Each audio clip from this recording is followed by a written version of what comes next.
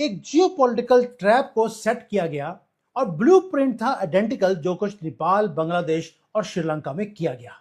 इस बार टारगेट था दिल्ली की सरकार को चेंज करना है। क्या 12 सालों की नरेंद्र मोदी सरकार में धर्मेंद्र प्रधान का पहला इस्तीफा हेल्दी डेमोक्रेसी के लिए अच्छा है? आज भारत के पॉलिटिकल सिनेरियो में एक और सितारा दिख रहा है, अभिजीत दीप। भारत के लोकतंत्र में ऐसी जवाबदेही क्या ये सुखद लग रही है? आपका पता नहीं, लेकिन जब मैं इन बच्चों को देखता हूं तो यह एहसास होता है कि इनके पास क्या था। और जब मैं बच्चों का जिक्र करता हूं तो केवल वो जंतर मंतर नहीं है। बच्चे मतलब वो बच्चे जो 3-4 साल से अपने मुद्दों को लेकर लगातार प्रोटेस्ट कर रहे थे, जिनकी पीठ को कितनी बार अलग अलग राज्यों की पुलिस ने पायदान बना लिया था। देखिए, मुझे नहीं लगता कि गवर्नमेंट ने किसी सीजेपी के प्रेशर में आकर के इसको रिजाइन किया है। अब गवर्नमेंट ने क्या इसको सोचा, क्या इसमें उनको इनपुट्स दी गई, ये तो गवर्नमेंट जाने। मैं गवर्नमेंट ने भले रेजिग्नेशन दे दिया हो, क्योंकि देखिए पोर्टफोलियो बदलने से कुछ खास होता नहीं है। धर्मेंद्र प्रधान जी को कोई और इम्पोर्टेंट रोल दे दिया जाएगा, ऐसा नहीं कि धर्मेंद्र प्रधान जी का करियर खत्म हो गया, ठीक है ना। क्योंकि देखिए भारत एक कलेक्टिव, जिसको भारत अगर ये प्रैक्टिस करता है पार्लियामेंट्री फॉर्म ऑफ गवर्नेंस, तो उसमें तो कलेक्टिव रिस्पॉन्सिबिलिटी होनी है। अगर आपने मतलब धर्मेंद्र प्रधान जी का इस्तीफा लिया तो उस हिसाब से धर्मेंद्र प्रधान जी के एक्ट के लिए पूरी कैबिनेट का इस्तीफा होना चाहिए। ये तो सिंपल एज दैट है, ये कोई प्रेसिडेंशियल फॉर्म ऑफ सिस्टम तो नहीं है। तो इसलिए मैं नहीं, जो प्रधानमंत्री जी हैं उन्होंने कुछ सोचा होगा, कुछ समझा होगा, और उन्होंने इसको एक स्ट्रैटेजी के तहत की ताकि ये लोग ना दोबारा ना बैठ जाएं। उसके बाद इसमें कल को किसान आंदोलन के नाम पे कुछ लोग जुड़ जाएं, कुछ लोग और किसी और नाम से जुड़ जाएं, बिकॉज इसको हाईजैक कर लिया था पॉलिटिकल पार्टीज ने।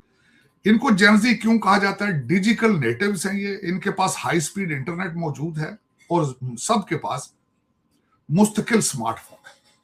ये एक 3-4 चीजें हैं जो जेनजी के लिए होना जरूरी है, तब आपको जेनजी कहा जाता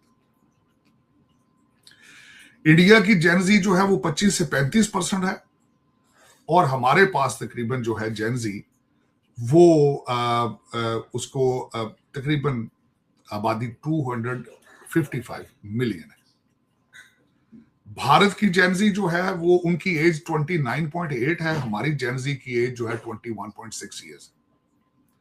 भारत की जेनजी 17% बेरोजगार है, हमारी 9% बेरोजगार है।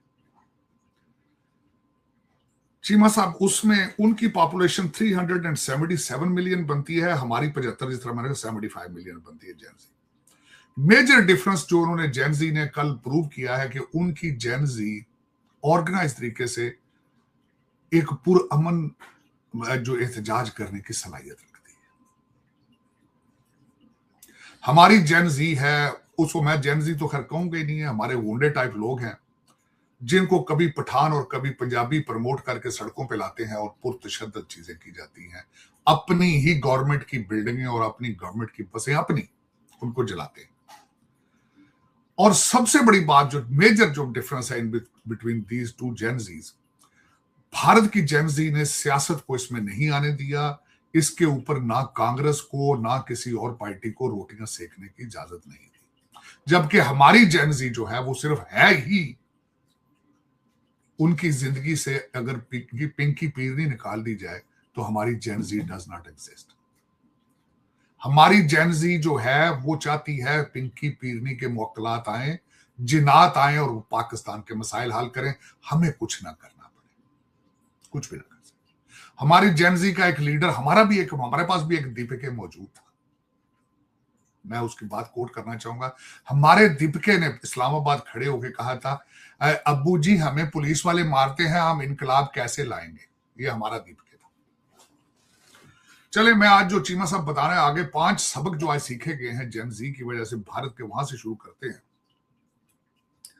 एक सबसे बड़ा सबक तो यह है कि जेनजी जीत गई है। दूसरा सबक यह सीखा गया कि भारत का education system has failed them. डिग्रियां प्रिंट करने से इंटेलेक्ट नहीं होता। तीसरा सबक सीखा गया है कि बूढ़े बाबे जो है वहां के, उनके बूढ़े बाबे लीडरान, वो they are not workable, they don't understand what the Gen Z is. चौथी सबसे बड़ी बात है, मैंने पहले अर्ज कर दिया, विश्व गुरु जो है वो घुटनों के बल, मुंह के बल गिरा है। पांचवी चीज जो सीखी गई है कि डेमोक्रेसी स्टिल वर्क्स अगर पूरे तरीके से उसको इस्तेमाल किया जाए। अगला सबक छठा जो सीखा गया चीमा साहब, कि उनका एहतजाज पीसफुल था, डिसिप्लिन था, ऑर्गेनाइज था। छठा सबक यह सीखा गया है कि मीडिया ने, गोदी मीडिया, वो इसमें इन्वॉल्व नहीं हुआ।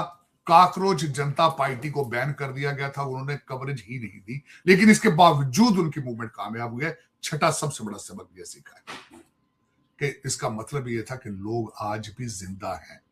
अगर चाहे आप उनको कहें कि अगर जो आरएसएस में, बीजेपी में बिलीव नहीं करता वो देशद्रोही है, इसको पाकिस्तान डिपोर्ट कर दिया जाए, चाहे वो हिंदू हो, सिख हो, मुसलमान हो, चाहे क्रिश्चियन हो। और आखिरी सबक जो सीखा गया है 7वें नंबर पर, वो खौफ का जो डर था कि पुलिसा चौक के लै जाएंगियां, मार देंगियां, कुट उड़ देंगे।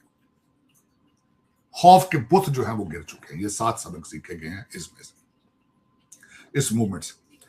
पाकिस्तान के साथ कंपैरिजन करता हूं, पाकिस्तान की जेनजी किधर है। एक तो जातियात के ऊपर मूवमेंट चलाते हैं, किसी इशू के ऊपर मूवमेंट नहीं चलाते शुरू से आज तक, शुरू से लेकर आज तक। दूसरी ये है कि तालीम का तो उनका इंटरेस्ट ही नहीं है। देखो ना, भारत के बच्चों ने तो कहा ना जी हमारे पेपर लीक होते हैं जिसपे मूड, पाकिस्तान में तो इशू ही नहीं ना, एजुकेशन के स्पेलिंग ही नहीं आते किसी को।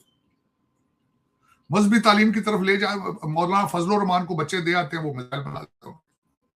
फिर उसके बाद इंतकामी सियासत है चीमा साहब। एक वजीर आजम बाहर आता है, दूसरे को जेल में डाल देता है, इंतकामी सियासत। फिर आप इसमें जो 5वां सबक है कि लसानी और इलाकाई डिफरेंसेस क्रिएट कर दिए जाते हैं।